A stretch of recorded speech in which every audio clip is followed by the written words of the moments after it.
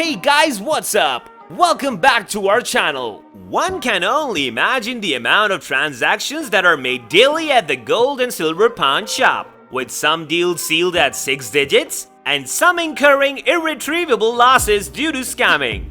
Let's take a look at 7 moments when the pawn stars almost got bankrupt. Number 7. Silver Collection. In Season 6, a customer brought a massive amounts of silver to the gold and silver pawn shop.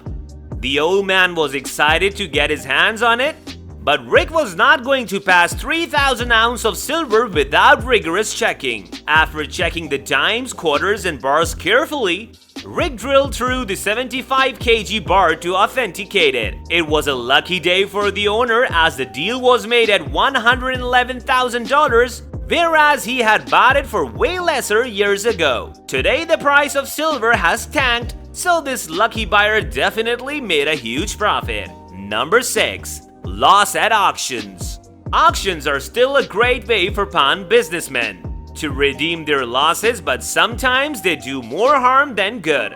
When Rick auctioned 1940s Indian motorcycle with a sidecar and a wick flake owned and played Fender Stratocaster, he suffered major losses, with a loss of $29,000 on the motorcycle and $35,000 loss on the guitar. It was a bad day for Rick, as his total reported loss was $100,000.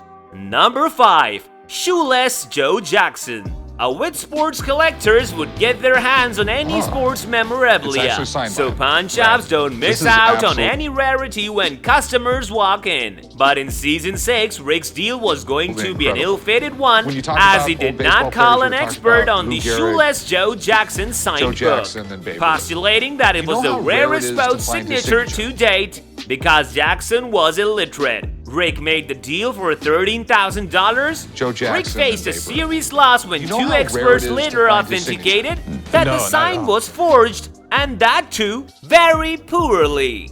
Number 4. Diamond earring scam. When it comes to spotting scams at the pawn shop, nobody can beat Rick. But this particular thief was so proficient at his game that he was able to answer all the questions and even produce a receipt of the diamond earrings he had stolen. Rick obviously had no doubts, that's why a deal was made at $40,000. When police appeared 3 days later and informed Rick the earrings were indeed stolen, he had to return them. Thankfully, the culprit was caught, but Rick was at a loss of 40 grand. This was the biggest bust he's ever had in the pawn shop according to him. Number 3. Les Paul Guitar. When a Les Paul's nephew walked in with the Legends historical electric guitar in hand, he talked business as he asked for $250,000 for his esteemed collection belonging to Les and his wife Mary Ford. The couple had 16 top 10 hits together and together had changed the face of pop music. Along with the authentic collection of signed documents, the expert was exhilarated to get his hands on the guitar and valued it around 150 grand. The deal was finalized at $90,000, with a piece of history now in Rick's music collection. Never had Rick spent so much on a guitar ever before. Number 2. 1922 dollar coin. In Season 10 of the show, we got to witness something which Rick termed as beyond rare. It was a 1922 proof piece high-relief dollar coin, which had an immense history behind it. These coins required a massive amount of pressure for the markings to be made. As a consequence, not a lot of them could be produced. So anybody who has this coin definitely has one of the rarest and most prized coins out there. What was more interesting was the fact that the owner had won it in a poker game and only bid $20,000 for it. Even Rick didn't want such a rare find to go at such an unfair price, and the deal was made at $80,000. That is certainly loads of money for a dollar coin.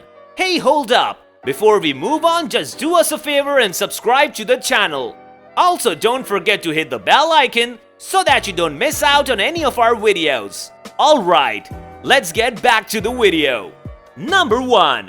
Where the wild things are. In season 15 of the show, Rick traveled to a local museum to get his hands on an original artwork. These weren't some ordinary illustrations, but was the masterpiece created by Morris Sandick, who was the author of possibly the most loved children's book of all time, Where the Wild Things Are. Rick was in absolute awe of the characters drawn, who were woven into a perfect story belonging to his childhood, in which a child Max was sent to bed without his supper, and then the rest of history. The book, having sold 19 million copies in 2009, was then adapted into a movie.